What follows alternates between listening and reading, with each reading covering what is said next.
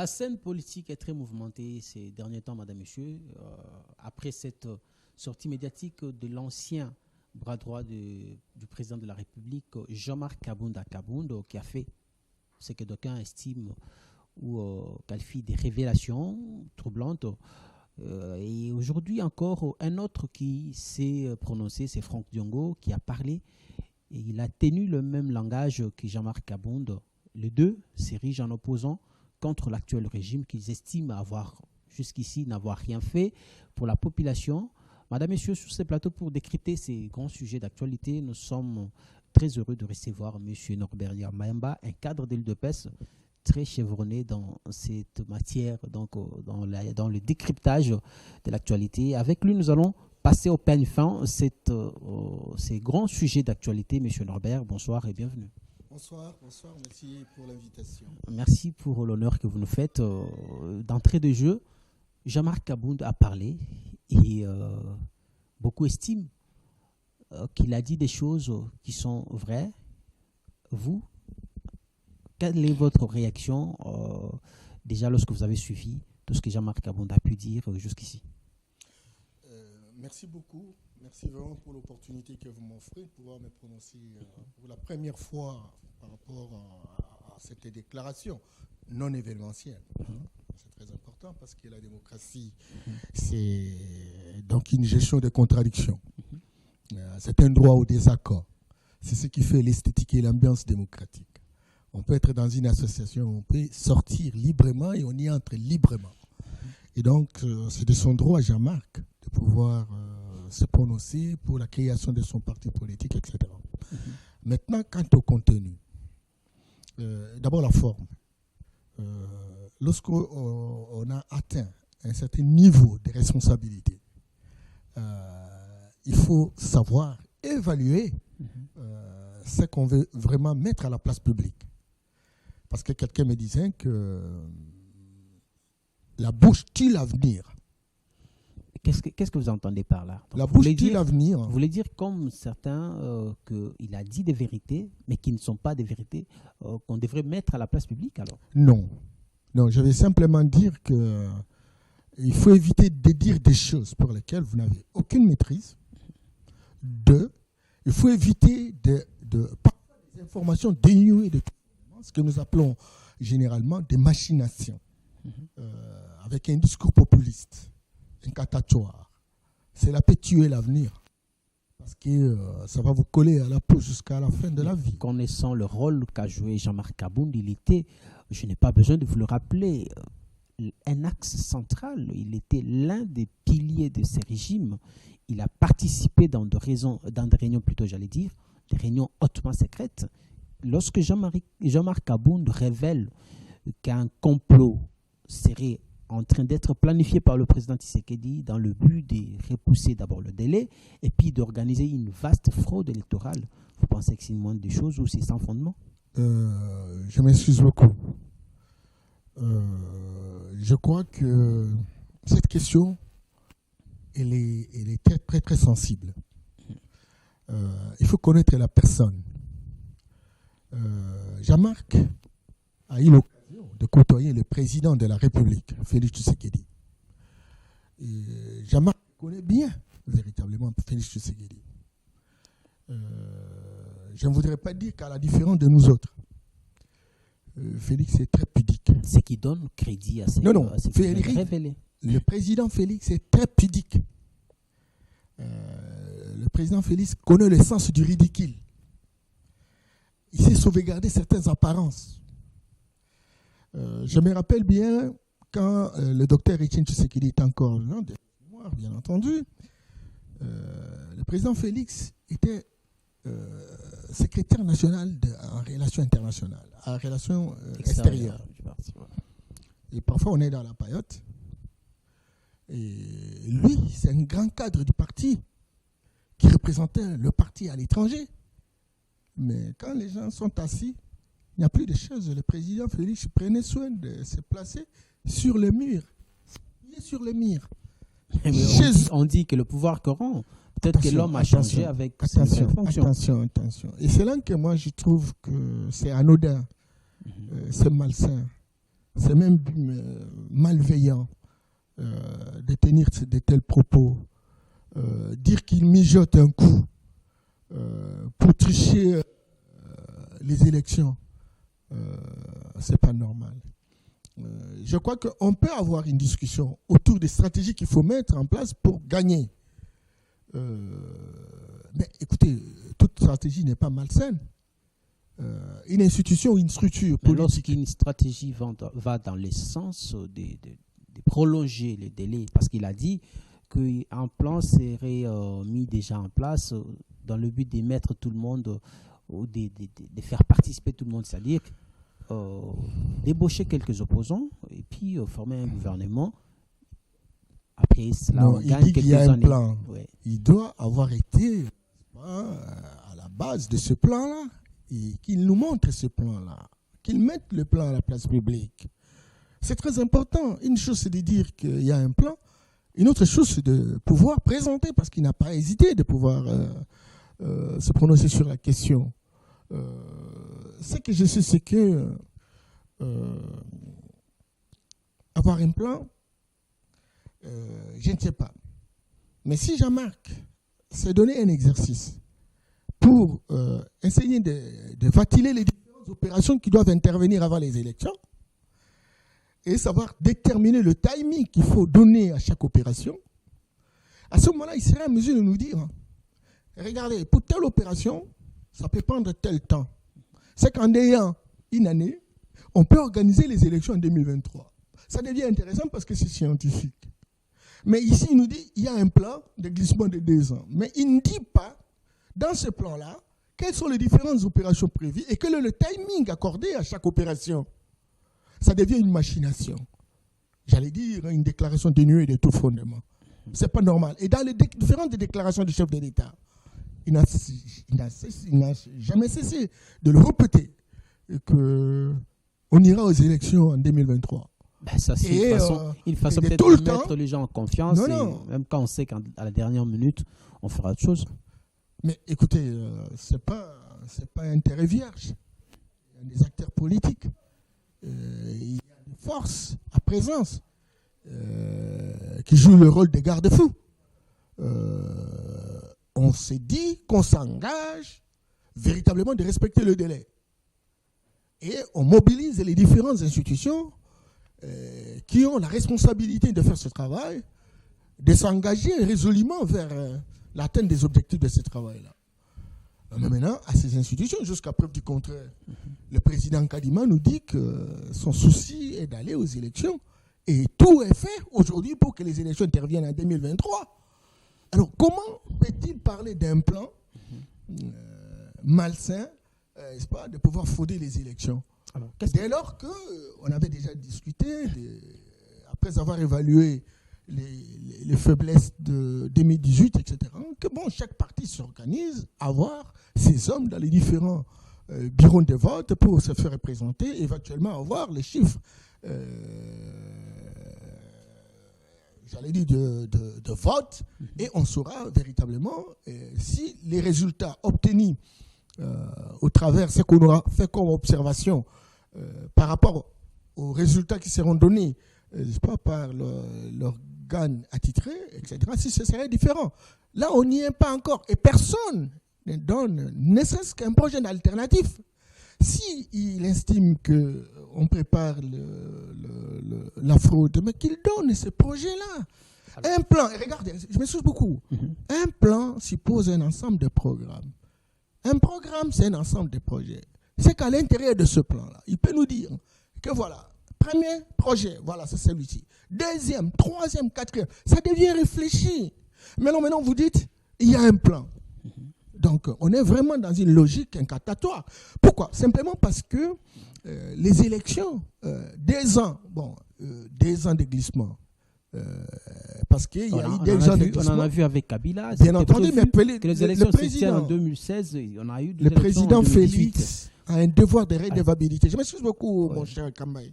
Le président Félix a un devoir de redevabilité vis-à-vis de de sa propre personne en tant qu'acteur politique, qui véritablement a passé 37 ans à l'opposition et qui doit prouver à notre peuple qu'il voudrait faire autrement les choses. C'est la première chose. Deuxième chose, en mémoire de son défunt père, qui s'est investi et qui a donné toute sa vie et sacrifié tout ce qu'il aurait pu avoir comme avantage dans ce pays à cause véritablement de la démocratie. Alors il y a une vraie démocratie dans notre pays et donc le respect par exemple par rapport à la population. Le président Félix est guidé par une tâche où il ne peut pas se remettre en question parce qu'il a le tribunal de sa conscience qui le regarde vis-à-vis de son peuple, vis-à-vis de l'histoire de notre parti politique, vis-à-vis également de son défunt père. Donc, on a vraiment intérêt. Et là, je voudrais sincèrement que les gens prennent ça avec moins d'émotions toxiques. Monsieur Norbert Yamayamba, voilà. Après la sortie médiatique de Jean-Marc Kabound, l'UDPS réplique. Est-ce que l'UDPS était obligé de répliquer? On voit déjà le bourgmestre de Limete qui notifie à Jean-Marc Kabound pour un terrain qu'il aurait spolié. Pourtant, ce terrain, Kabound l'a acquis pendant qu'il était aux côtés du chef de l'État et il a commencé les travaux de la construction de son stade, qui est d'ailleurs en finition, qui est en train d'être terminé plus tôt. C'est pratiquement la même méthode. Vous commencez maintenant à l'asphyxier parce qu'il n'est plus le vôtre ou il y a quelque chose qui se cache. Donc on peut comprendre que le mal n'est pas mal lorsqu'il est dans votre camp et quand il traverse, ça devient du coup un mal. Je m'excuse beaucoup. Hein. Ça, c'est une question de droit. La question de propriété, c'est une question de droit. Et il n'y a que les hommes de droit attitrés peuvent véritablement élucider la chose et donner le résultat. Mais personnellement, et à toute sincérité, je connais un peu les chefs de l'État. S'il vous plaît. Je ne le vois pas descendre de là où il est pour venir se rabaisser éventuellement. Mais qu'est-ce qui justifie cela? Parce que je ne le vois pas. C'est juste au lendemain de sa déclaration que tout ça commence. Non. Je ne peux pas accepter. En toute sincérité, mon cher Kamba, je ne peux pas accepter. Franchement, je ne suis pas un fanatique. Mais je ne peux pas accepter que le président, qui est pudique, parce qu'il y a des hommes politiques qui n'ont pas le sens de l'honneur. Le président Félix, c'est quelqu'un qui sait respecter ses interlocuteurs, c'est quelqu'un qui sait respecter même ses ennemis, ses adversaires, et quelqu'un qui a le sens du respect d'autrui.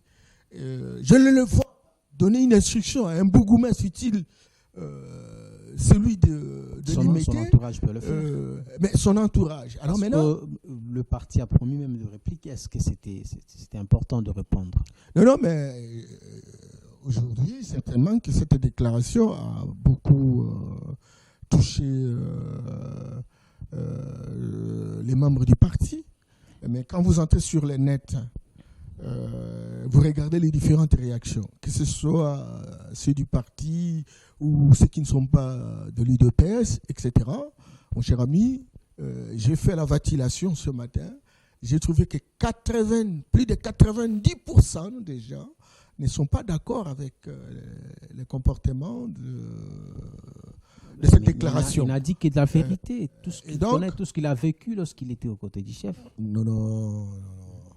Parce que je suis en train de te démontrer. La vérité pour la fraude, je t'ai dit que lui, s'il a un plan, ça doit être un document, un dossier élaboré en bonne et due forme, qui reprend naturellement les différentes échéances, les différentes opérations et comment on a déterminé la répartition du temps. Et lui qui était à côté du chef. Au-delà de ça, il a dénoncé la jouissance qui s'est vue autour du chef de l'État. Quand on voit comment les gens se sont enrichis, il y a peu l'Église catholique, les évêques de l'Église catholique ont dénoncé l'enrichissement illicite et rapide de certains membres de l'entourage du chef de l'État. Quand il dit cela, est-ce que cela est faux? Oui. Ou vous pensez tout simplement qu'il l'a mal dit? Non. Ou il ne devrait pas le dire? Bon, je ne connais pas la source de ces informations. Mais parce qu'il était dedans, il n'a pas besoin d'avoir une source. Certainement que lui, il a été de l'entourage du président. J'observe qu'effectivement, lui, il a obtenu un certain nombre des privilèges. Que lui, qui a créé la jalousie de certains dans l'entourage du chef de l'État. Lui-même connaît comment c'est arrivé. Mais je ne vois pas, encore une fois, et je continue à le dire, que le président de la République monte une stratégie malveillante où il permet véritablement à ses collaborateurs ou à son entourage de s'enrichir. Je ne le vois pas. Mais on ne sait pas comprendre comment est-ce que Kabounda a pu acquérir tous ces biens si cela n'a pas été fait avec l'autorisation. Non. On parle de Karimi, on parle de ceci, de cela. J'ai vu l'entourage même de l'ancien président. Il y a des gens qui se sont construits des buildings ici. Parce qu'on en parle très peu. Vous n'allez pas me citer combien des hommes et des femmes qui sont aux côtés du président de la République qui se sont enrichis insolemment dans cette ville. Montrez-moi ces immeubles-là.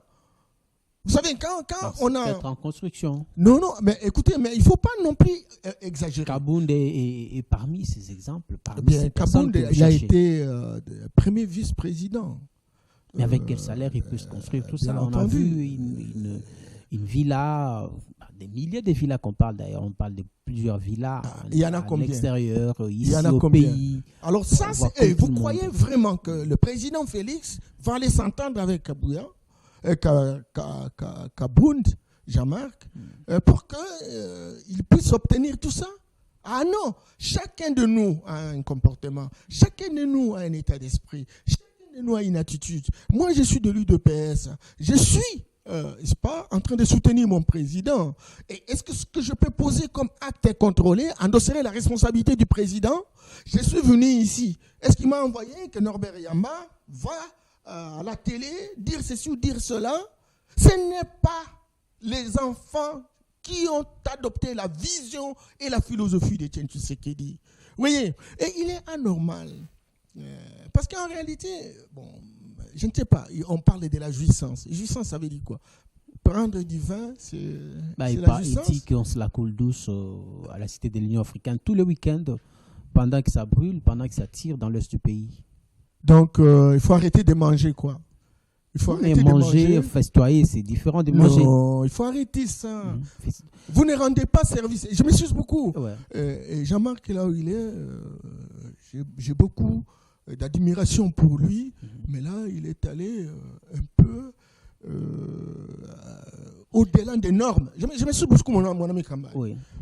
Lorsque on touche un personnage sacré pour lui dire qu'il est dans les caniveaux au travers de son comportement, compagnie, etc., vous ne savez pas quel est le taux de déstabilisation de la République vis-à-vis des tiers. Mais il a juste dit tout ce que les gens racontent tous ces jours.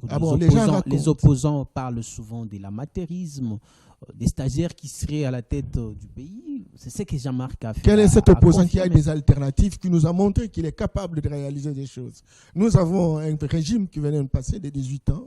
Exemple, vous connaissez les résultats. Vous avez tous ceux qui aujourd'hui crient à longueur de journée, etc., opposants, compagnie, etc. Ils ont été dans les institutions de la République.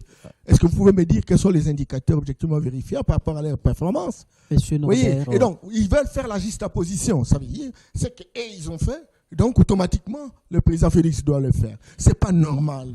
C'est pas normal. Et puis, vous êtes un père de famille. Vous avez des enfants. Si un enfant est allé voler, vous dites que non, il a volé à cause de l'instigation de son père. Ça, c'est irresponsable. Ça, c'est irresponsable. Et donc, tous ceux qui, aujourd'hui, et je voudrais terminer,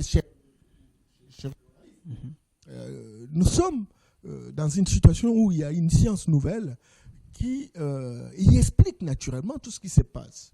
La science nouvelle, c'est la manchémologie. La manchémologie, c'est une nouvelle discipline qui, lorsqu'on veut analyser la performance d'une institution ou d'une structure, on doit tenir compte des systèmes qui se sont succédés avant véritablement l'opérationnalisation de cette structure. Et donc, nous avons connu un système à la fois de 32 ans d'une dictature perfectionnée, avec tous les comportements que nous connaissons. Nous avons le régime de 18 ans qui véritablement c'est 20 à 22 ans, ça c'est évident. Et ce régime-là a construit un état d'esprit, a construit une attitude et un comportement. Et donc, aujourd'hui, nous avons le régime du président Félix, ça va faire 4 ans aujourd'hui. Et nous avons vécu avec tous ceux qui ont participé aux différents régimes. Et c'est le même personnel politique. Alors maintenant, ces gens-là, pour quitter le système où ils étaient, avec les attitudes acquises dans les anciens systèmes où ils ont opéré, etc., ils ont difficile véritablement à lâcher prise. Et quand ils sont avec le président Tshisekedi, même si on met des garde-fous, ça ne manque pas de douleur d'enfantement jusqu'à ce que ça va se cristalliser. Et donc, le fait qu'il y ait tergiversation, le fait qu'il y ait des attitudes réfractaires par rapport à la vision qui est mise en place par le président de la République, et donc le président endosse qu'il est amateur. Alors, qui est professionnel? Est-ce que vous pouvez me citer un politique, n'est-ce pas, que ce soit de l'ancien, des nouveaux systèmes, etc., qui est vraiment professionnel? Les systèmes de 32 ans, les systèmes de 18 ans, il y a quelqu'un qui est professionnel. J'estime qu'au regard des gestions précédentes, celles des délais calamiteuses, d'ailleurs Franck Diongo, un autre soutien du chef de l'État, vient de traverser le camp. Il vient de traverser dans l'autre camp et il dit, lui aussi promet, tout simplement parce qu'il a été déçu par la gestion calamiteuse, ça sont ses paroles, du régime Tshisekedi, il promet lui aussi de faire la guerre à ces derniers en 2023. Donc ça s'annonce très mal pour vous. Je suis un manager. Beaucoup déjà, je n'aime pas beaucoup parler de moi-même, mais j'ai horreur. Je voudrais saluer Franck, là où il est. Je savais qu'il allait intervenir le 20. J'ai vu ça, un communiqué à la télé, mais je ne pouvais pas m'imaginer un seul instant qui pouvait aboutir à ce genre de conclusions. Mais qu'est-ce qui vous choque dans tout ça? C'est le fait que les gens révèlent ce que les autres disent tout bas, ou tout simplement ils disent des mensonges? Donc les gens sont guidés par des émotions toxiques liées à leur frustration. Franck aussi est frustré. Pourquoi? Mais depuis tout ce temps ici, il a toujours soutenu le président Tshisekedi, en commençant d'abord par son père, etc. Et qu'aujourd'hui, ce n'est pas si facile avec ce qui est arrivé, un parlement occupé par le FCC compagnie, etc. Donc le gouvernement était l'émanation du FCC, 65%, et gérait simplement 35% avec les alliés compagnie. Et donc, la gymnastique était très difficile pour le président Félix de pouvoir satisfaire tout le monde. La satisfaction n'est pas le résultat que chacun trouve du travail et compagnie, etc. Et donc, lorsqu'on est en situation où on se dit, patienter, alors ça fait un problème. Ça fait un problème. Et donc... si vous voulez dire que Franck Diongo est déçu parce qu'il a longtemps patienté. Je connais Franck comme un grand combattant, mais je ne peux pas non plus les déconsidérer ou les réduire. Mais pourquoi est-ce que l'IDPS mais je voudrais simplement dire que Franck, que je connais un politique, un stratège fin, ne pouvait pas tenir une telle déclaration. Parce que croyez-moi, nous faisons aujourd'hui 4 ans, mais il y a eu 2 ans avec le FCC. Le gouvernement loyal. Non, je m'excuse beaucoup. Le gouvernement loyal est venu tardivement. Et donc, dans 2 ans, on ne peut pas non seulement satisfaire tout le monde, mais satisfaire toute la population. Une population de 110 millions d'habitants dans une situation où nous n'avons pas d'industrie. Parce qu'en réalité, la satisfaction d'un peuple et la capacité de chaque pays de produire des richesses. Or, la production des richesses est animée par une approche hérocentrique. L'approche hérocentrique suppose que tout ce que nous avons comme ressources naturelles sont exploitées à l'état brut et exportées par les investisseurs étrangers et qui amènent cet état brut dans leur pays où ils ont des industries pour transformer, produire des richesses, créer des emplois pour leurs concitoyens. Alors maintenant, lorsqu'on arrive dans un pays de 110 millions d'habitants, sans une infrastructure industrielle, sans aucune capacité de production et que l'on est en train de travailler effectivement à cause de taxes et compagnie, etc. Avec un personnel politique gâté, pollué, habitués à détourner les ressources de l'État. Le président n'a pas fabriqué des hommes politiques encore. Ce sont le même personnel politique qui change comme des caméléons, etc. Et donc, au lieu de comptabiliser, naturellement, ces attitudes-là, des hommes politiques qui gèrent, mais qui ne sont pas à concordance avec les tribunaux de leur conscience. Et donc, c'est le président qui endosse la responsabilité. Monsieur Oui, Norbert, il a le leadership national, il endosse la responsabilité. Nous sommes en train de chuter. Croyez-moi, oui. On a besoin de pouvoir regarder aussi d'autres éléments qui entrent en ligne de compte avant d'arriver à des conclusions non concluantes. Une toute dernière question, parce que là, on est pratiquement à la fin. Ce qui dérange ou ce qui choque, c'est le fait de voir que l'UDPS aujourd'hui ne supporte plus la contradiction. Elle qui s'est battue 37 ans durant pour l'avènement d'un état des droits de la démocratie, aujourd'hui l'UDPS réagit coup sur coup, comme on le dit. Après Kabound, on voit comment est-ce que les réseaux sociaux sont assiégés par les communicateurs de l'UDPS. Certains insultent, d'autres contredisent et tout. Franck Diongo également vient de les faire. Je crois bien sûr qu'il va subir le même sort. Pourquoi est-ce que l'UDPS aujourd'hui se montre impatiente, intolérante, alors qu'elle s'est battue contre tout ce qu'elle affiche aujourd'hui? L'UDPS pour laquelle nous nous sommes battus, cette UDPS-là respecte les règles démocratiques et nous restons prisonniers de ces règles. La contradiction, le désaccord, mais il faut que ça se fasse selon les règles de l'art, de l'émetteur comme du récepteur. Il me semble qu'on tire parfois des conclusions non concluantes. Et lorsqu'on y met du mensonge, on exagère la dose, ça suscite une émotion au niveau du récepteur. Et c'est ça justement, et ça s'appelle la douleur d'enfantement. Et ça nous interpelle tous de construire une dynamique autour, véritablement, de la vraie démocratie. Pas la démocratie que nous déclarions, mais la démocratie que nous devons vivre. Parce que la démocratie, avant d'être un fait politique, est d'abord un fait quotidien. Nous devons, n'est-ce pas, faire un effort pour que nous puissions, n'est-ce pas, accepter la contradiction. Et ça, c'est un effort véritablement à faire. Mais, écoutez, il y a une contradiction constructive, mais il y a une destruction malveillante. Lorsque on quitte le terrain, n'est-ce pas, de l'analyse secteur par secteur pour évaluer la performance de tout un chacun par rapport à la responsabilité qu'il a reçue, on quitte pour dire tel mange beaucoup ou tel est sous l'art, on n'est plus dans les règles de l'art. On est dans une émotion toxique. Okay. Et l'émotion toxique, il y a des gens aussi qui acceptent difficilement ça. Mais le président ne s'est pas prononcé. Merci. Et le président ne se prononcera pas. Et je demande naturellement, il n'a pas de raison de se prononcer. Celui qui a parlé n'est pas chef de l'État. D'accord. Et si on était lors du régime de Kabila ou le régime de Mobutu, c'était un crime de lèse-majesté. C'est une atteinte à une autorité sacrée. Mais le président Félix ne peut jamais. Yamba, merci beaucoup d'avoir accepté notre invitation. Nous touchons pratiquement à la fin de cette émission. Nous vous promettons de vous recevoir encore prochainement parce qu'on a encore des questions à aborder avec vous, connaissant aussi votre niveau des débats. Merci vraiment pour cet honneur que vous nous avez fait aujourd'hui. À vous tous, madame, messieurs, merci de nous avoir suivis. Cette émission touche pratiquement à sa fin. Retrouvez-nous vendredi pour une rediffusion et très bientôt pour un autre numéro avec un autre invité. Au revoir.